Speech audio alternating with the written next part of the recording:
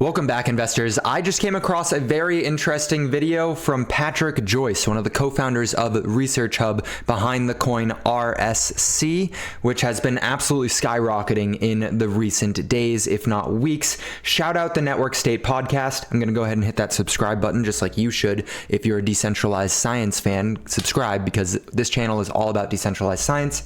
And let's go ahead and watch what this video is. We'll break down some things as we go.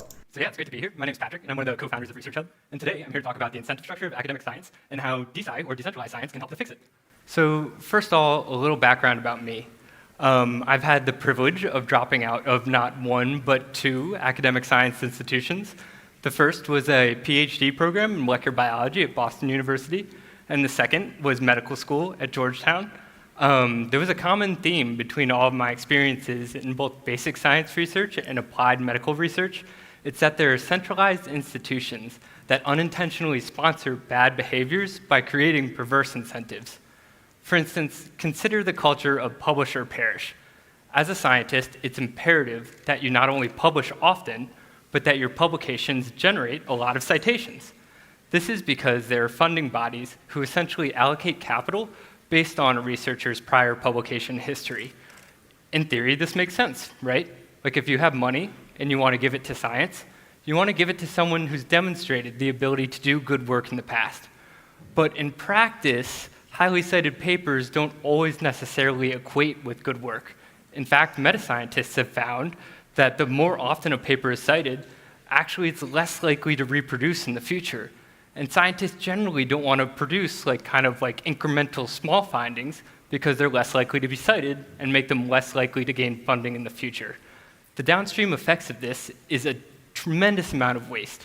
People have estimated that between 50 to 85% of all science is irreproducible, which is essentially just money down the drain.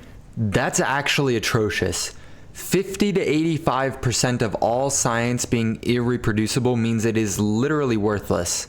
If you can't reproduce the results of a study, then that study was inefficient, ineffective. You can't cite it in things. It's not like something went wrong through the scientific process in which you can no longer reference that aside from different means to disprove it. So that is a huge amount of waste. The entire industry, right? We went over this in a couple other videos.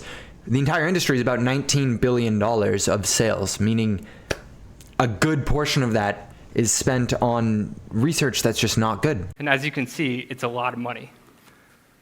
So what are we building at Research Hub to try and fix this? We're kind of taking two approaches. The first is to build an online native tool that allows anyone to publish scientific research in the open. The second is creating incentives for healthy research behaviors. As you can see here, we kind of have a Reddit-style forum where anyone can earn the ERC20 token research coin for sharing papers, publishing directly to our forum, openly commenting on these papers, and doing peer reviews.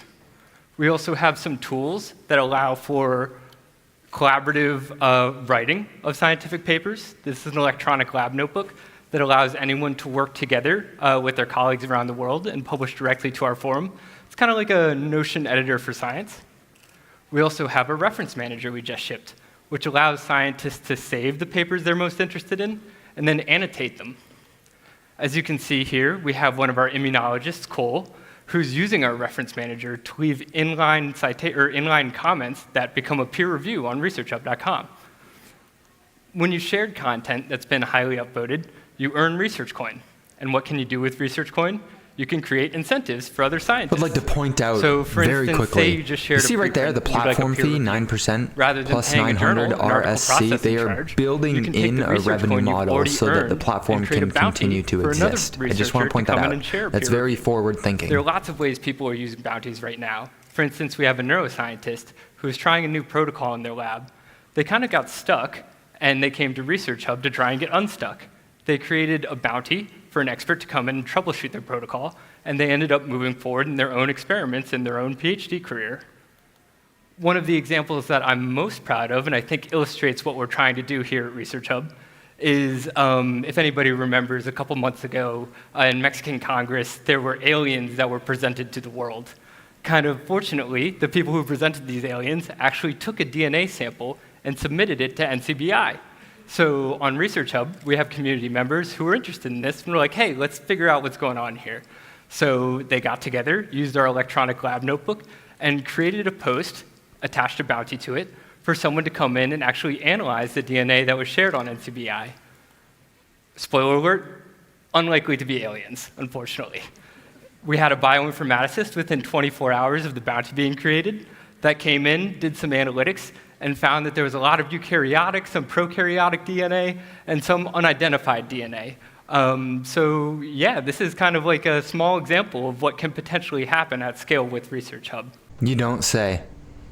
I mean, I guess it's good that they verified that for us. It seems that Brian Armstrong, right, he's also working on this alongside Patrick there, really wants this to disrupt all of decentralized science, not just the publication, but the peer review process. And then down the road, the funding process, right? You saw a little glimpse there. Somebody was able to put up a bounty. So they really want all of science to be conducted on this one platform. I will say, from a pure skeptic point of view, that I don't want another Bill Gates in science. Your time's your most valuable asset. Hopefully this was worth investing into. I will see you guys in the next video.